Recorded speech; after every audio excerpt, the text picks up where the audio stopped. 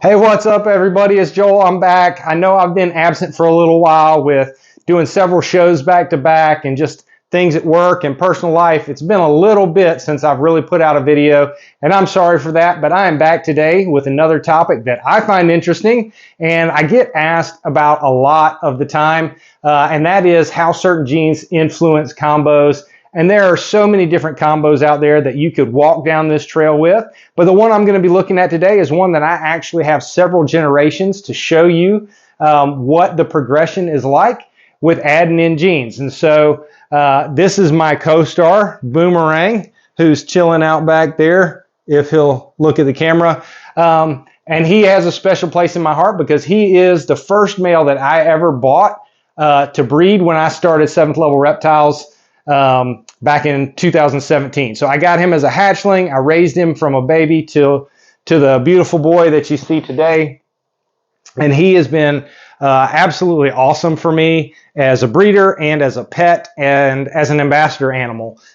He's just really, really tame and sweet.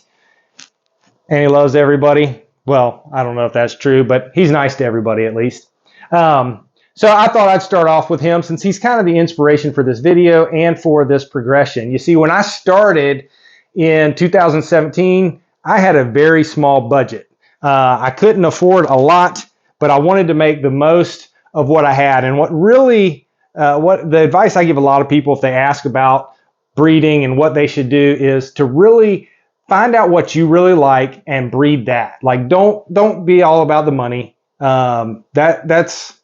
We won't go on to that tirade for a little bit, but find what excites you and what you like and go after that and create that, because chances are if you like it, there's going to be other people out there that like it too. But that's what's going to keep you going when you're having to breed rats and change tubs after work every day and things like that. Being excited about what you're working with is what's really going to keep you going. So Boomerang here was my first breeder male. He produced my first clutch of eggs that I ever hatched. And he's just a great guy. He's been great for my kids, and he's just awesome. Everybody loves him. He's beautiful. But as you can see, like I said, he's a banana pinstripe, and he's het for clown. Now, if you know anything about bananas, it's a very popular morph because people really like the contrasts of the yellows. And when they're really young, they have kind of this really vibrant orange and purple tones to them as well that people really like. What some people don't realize, and sadly some breeders don't necessarily tell you, is that bananas, as they get older, they actually develop a lot of these black spots. You can see a few of them on him here, but they develop these black spots, which looks like a banana that's gotten too ripe and is starting to go bad. That's how they got the name. This pinstripe gene in here actually reduces the amount of spotting that you see. So does the clown gene, and so the het clown may have some influence in reducing his spots, but he's got a few, just enough to give him some character. Some people really like the real spotted look, others don't. But bananas also tend to kind of brown out and darken as they age as well. So we're going to take a look at the progression of some of Boomerang's offspring and lineage. So we're going to take a look at what was really my goal when I purchased him, was to create a banana pinstripe clown. The visual clown gene in this combo does so much for it, but back when I started, I couldn't afford that. So instead, I set out to make it. And thankfully, I've had the chance to do that a few different times now. But I've got a male that I'm raising up, and he's actually breeding for me this year. He's still kind of young, but he's doing great, and I'm going to show him to you. And then we're going to take a look at what happens when you throw pastel into the mix. And now, naturally, as I went to prepare for the video, my banana pastel pinstripe clown, also known as a banana lemon blast clown, he's going into shed. So he's definitely not as bright and vibrant as he typically is. So keep that in mind. I'm going to talk about it more when we highlight the different ones. But I'm going to show you kind of the progression. Now that they're all 1.5 to 6 years in age, they've kind of developed their adult look. And so I'm going to show those to you. And then we'll kind of, excuse me, don't know what happened there. Then we'll kind of end at looking at one of the babies that we produced this year and kind of compare and contrast. So without further ado, I'm going to get the co-stars ready, and I'm going to turn the camera around so you can get a better view of just them instead of my ugly mug. I know I need to shave. Stay tuned. We'll be right back. All right, guys. So here we are. Sorry, trying to get everything in the working surface. I've got my tripod leg in here. Forgive me for that. And Boomer here wants to crawl all over the place. So as we stated, he's a Banana Pinstripe Clown, or Het Clown, excuse me. Banana Pinstripe Het Clown. And you can see he's got these little freckles all over. Not a ton of them. Cutest one is right above his right eye there. But he's got some of those. And the goal was always to breed him to replace himself in our breeding lineup. And what we replaced him with, what we were going for, is a Banana Pinstripe Clown. And here is the Banana Pinstripe Clown. Now this boy is actually his grandson. He's about a year and a half old. And he's somewhere around 800 grams. And he started breeding for us this year. So I think I've got him going to 2 females this year to try and create more bananas, more pinstripes, banana clowns, pinstripe clowns, and banana pinstripe clowns. But, buddy, all right, he's going to knock something over. So we'll see if we can get him to settle down here. Hey, it's Granddaddy. You don't need to be scared. All right, I'm going to put like something over your head. All right, but if you notice, again, he's got a few spots. Hopefully you can see that. Okay, I'm going to hold him up here a little closer if I can, but now he's going to get squirmy on me as well. And Boomer's going to try and take out the camera. Woo! This works a lot better with babies, I think. So we got snakes everywhere. At least this could be a fun highlight reel. So I'm going to pause it real quick and see if I can get these guys calmed down again. Get them to settle down. Okay, he's kind of chilling there now until I said something. All right, I just want you to sit still. All right. Now let's look at the difference here. You'll notice just immediately how much vibrant his pattern color is, whereas the Het Clown, the pinstripe pattern really has kind of faded to like a grayish yellow. But in this Banana Pinstripe Clown, it's a similar color, but the contrast around it is much more vibrant, more bright. The orange is much brighter. The yellow is brighter. And you can see his head is just a nice solid orange. It really is beautiful. The camera is not capturing it adequately, in my opinion. Keep your head back, buddy. You can see his sides have a lot more white and contrast in them. He's just beautiful. And of course, like most morphs, as they age, they lose some of that vibrancy of the pattern and color. Now, if you take that and you add pastel into the mix, this is what you get. This is a Banana Pinstripe Pastel Clown. Pastel Pinstripe is also known as a Lemon Blast. Okay, we got runaways here. I'm going to put you back on my shoulders. Ugh. This is live and raw footage. Oh, somebody's hissing at me. This boy is in shed, so he's a little feisty. And this actually kind of doesn't help my point too much. Can y'all hear him hissing? Thumbs up if you can hear him hissing. But you'll have to trust me when I say this guy has almost no spots. Just a few. Because pastel, clown, and pinstripe all reduce the spotting. Dude, calm down. Oh, and he's got us. Take me away. Well, isn't this an adventure? The fun thing of working with live animals. Well, at least he'll sit calm. So, maybe I had to open my big mouth, didn't I? You'll see that. All right, let's try this a different way. We'll let him run through there, because otherwise, if I pick him up, he's going to knock it over. And everybody's running right now.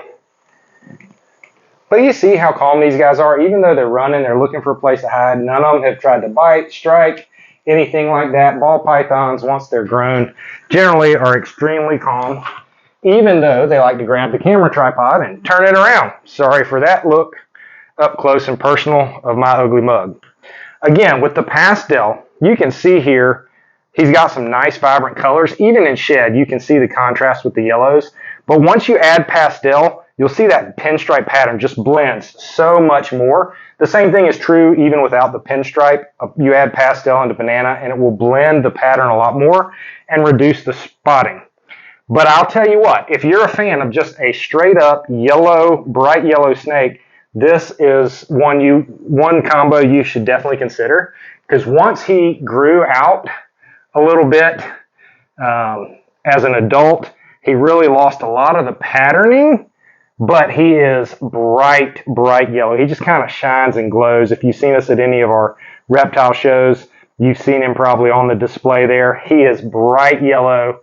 So really, if you want a snake that's going to be yellow and stay yellow primarily, this is a good combination to consider, even though he's got me working up a sweat now. It's about 82 degrees in the snake room right now. So they got me working. All right. Pastel. Hide. Hey. Okay, he won't calm down. Isn't this fun? Fun with wildlife. Boomerang's making his appearance there, and we had to put Junior down in the tub so we have at least one person that would stay still. Just stay there. But anyway, yeah, like I was saying, nice and yellow, a lot less defined pattern once you throw that clown and the pastel in the mix. And can we look at all three of you side by side for just a second? Look at that gaggle of yellow. All right, I'm going to pause it and I'll be right back with something else. Special guest time. All right, and look, here we are. We're back with our baby from this past season. This is a Banana Pinstripe Clown. I actually have him marked as possible, zoom in a little bit, possible pastel. And the reason I did that is I don't think he is, but when I compare him to this 1-year-old, 1.5-year-old, still taking out the camera, poor little guy's going to strike in a second. He's not used to this kind of action. So this is the 1 year older version, and you can see how the pattern has kind of faded just a little bit in the adult, but he's still nice and bright. The reason I labeled this little guy, and he is available for sale if anybody's interested in him, he's pretty awesome. He is a Banana Pinstripe Clown, possible pastel. And the only reason I put possible pastel is because I've had a couple other Banana Pinstripe Clowns, and they were a little bit brighter in the patterning than this guy is. But I also had that Banana Lemon Blast Clown that I just showed you guys, and when he was a baby, he was not nearly as bright, and the pattern was a little more faded. And when I say bright, I mean the pattern contrast, not the overall color of the snake. The pattern didn't have as much contrast. So he's somewhere in the middle of the two from what I've produced in the past.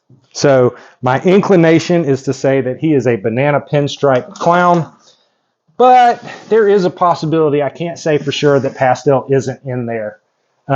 If so, he's got really, really great contrast for being a banana pastel, or Banana Lemon Blast Clown, I mean.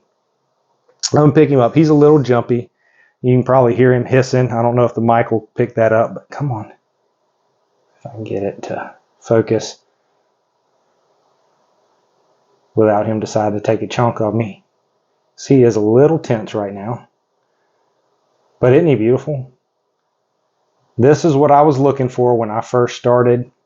Hopefully he'll stay nice and bright. He's about 6 months old, so he's already got some age and a number of sheds under his belt. He did start a little bit slower than some of the other babies this season, but once he figured out the feeding thing and got going, he's been pounding rats like a champ.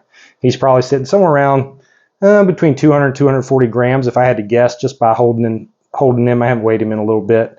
I don't typically weigh the babies that often. But there you go. So I know this was crazy. Hang on. Sorry, I thought you might like to look at the end by seeing a fat veteran sweat. So, like I said, this is a little bit crazy video. The participants were not particularly cooperative, but that's okay. This is real life. Like I said, I want to share with you the real experience of keeping and breeding these animals. So there you go. Good look at it. We'll try not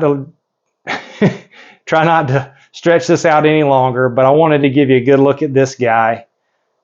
He's awesome. If you'd be interested, you can let me know. But other than that, I just want to thank you for tuning in. I hope you've enjoyed seeing some of the progression that happens with this morph, the Banana Pinstripe with clown influence specifically.